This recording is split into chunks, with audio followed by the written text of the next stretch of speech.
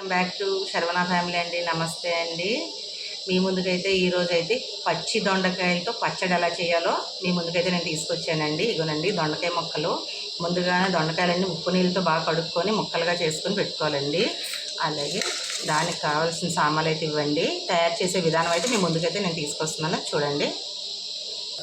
ముందుగాను ఒక spoon oil వేయండి, ఎక్కువ అక్కర్లేదండి. ఒక స్పూన్ ఆయిల్లో వేసుకుని చాట్లో దాంట్లోని స్పూన్ ఆయిల్ వేసుకొని పచ్చిమిర్చి వేయించుకోవాలండి. పచ్చిమిర్చి వేయించుకున్నప్పుడే మనకి కొంచెం ఏంటంటే మెంతులు ఒక పావు స్పూన్ అండి, కొంచెమే చెట్టబట్టలాడినందుకు మాత్రమే వేసుకోవాలి. చిన్నదే ఉండాలి, ఎక్కువ ఉడకకూడదు. అయితే దాంట్లోని నిమ్మకాయ సైజ్ అంతా చింతపండు కూడాను వేసుకొని దాంట్లోనే మనకి సైంధవలవనం రుచి సరిగొన్న చేసుకోవాలి. అలాగే ఇంట్లోని మనకి ఒక కప్పు నువ్వులు, ఒక 2 స్పూన్లు అండి నువ్వులు. ఎక్కువ వేయించకూడదు, ఎక్కువ ఇలా దోరగా ఉడకలేనట్టుగా ఉండాలి. చూసారు కదా, ఇవి మనం ఇప్పుడు స్టవ్ ఆఫ్ చేసుకోవాలి. అంతేనండి, ఇంకా వేపడానికి అయితే ఇంకేం లేదు. బాగానే కడిగేసి బాగా ఉంచాను. ఇవన్నీ వేసుకోవాలి. ముందుగాను ఇది వేసుకొని దంచాలన్నమాట, లేకపోతే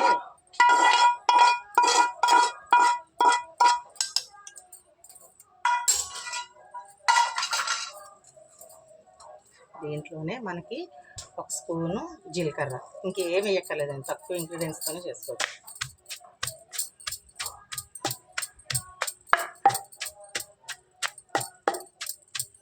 దీంట్లోని ఎండుమిర్చి కారం ఏం లేకుండా పచ్చిమిర్చితోనే కారం అంతను. పచ్చి ముక్కలు కాబట్టి మనకి నువ్వులతోని చాలా బాగా మంచి ఫ్లేవర్ వస్తుంది. తినడం వల్ల కూడాను మంచి ఉపయోగాలు కూడా ఉంటాయి కదా. ఎక్కువసేపు కూడా పట్టదనమాట. తింటే ఇంకా ఈ దొండకాయ పచ్చి ముక్కలు రోటి పచ్చడి తింటే మరి మామూలుగా అయితే ఉండదు. దోశల్లోని కానీ అన్నంలో నెయ్యి వేసుకొని కానీ తింటే చాలా బాగుంటుంది.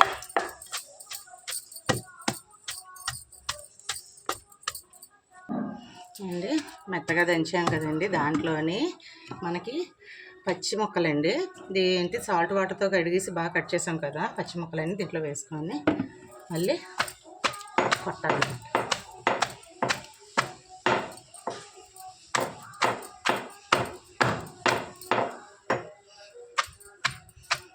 అసలు పచ్చి వాటితో కూడా చాలా మంచిదండి. కొన్ని పచ్చళ్ళు పచ్చివి తింటేనే బాగుంటుంది.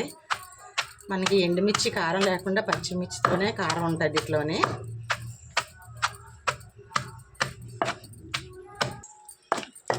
ఇవన్నీ బాగా దంచేసాం కదండి. అలాగే మెత్తగా దంచేయకూడదండి, చక్క ముక్కలాగే ఉండాలి. చిన్న చిన్న ముక్కలు తగులుతూనే బాగుంటుంది. మిక్సీలో వేస్తే ఈ టేస్ట్ ఎక్కడ వస్తుందండి. అందుకనే రోట్లో వేసి మరీ తినాలనిపించింది, మరి చేసేస్తున్నాను అనమాట. చాలా చాలా బాగుంది, స్మెల్ అయితే బాగుంది. ఇంకా మనకి పచ్చిమిర్చి కానీ కారం ఇంకా ఎక్స్ట్రా కావాలన్నారు కూడాను మరి ఎక్స్ట్రాగాను మీరు పచ్చిమిర్చి వేసుకోవచ్చు. నేనైతే ఎండుమిర్చి కూడాను యాడ్ చేస్తాను, పోపులో వేస్తాను కాబట్టి నాకు సరిపోతుంది అనుకొని. పచ్చడి ఇడ్లీల్లో కానీ దోశల్లో కానీ మనం వేడి అన్నంలో కూడాను ఈ పచ్చి ముక్కల పచ్చడి చాలా బాగుంటుంది అన్నమాట.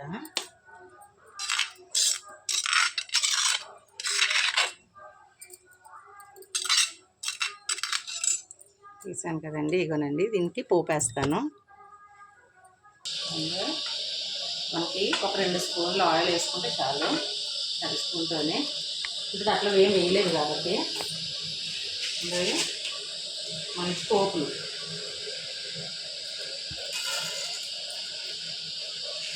పోపుల్లోని పచ్చిశనగపప్పు కూడా వేసుకోవాలండి. ఎండుమిర్చి, కరివేపాకు, మనకు కొంచెం వేసుకోవాలనుకుంటే ఇంగు కూడా వేసుకోవచ్చండి. బాగా వేసుకున్నాం కదండి, పచ్చి ముక్కలతోనే చేసుకోవాలి, చాలా బాగుంటుంది. మెయిన్ ఏంటంటే మనకి నువ్వులు కూడాను పచ్చివే కాబట్టి అవి ఎలా ఉంటుందంటే చాలా బాగా ఉంటుంది ముక్క పచ్చడికి. ఇలా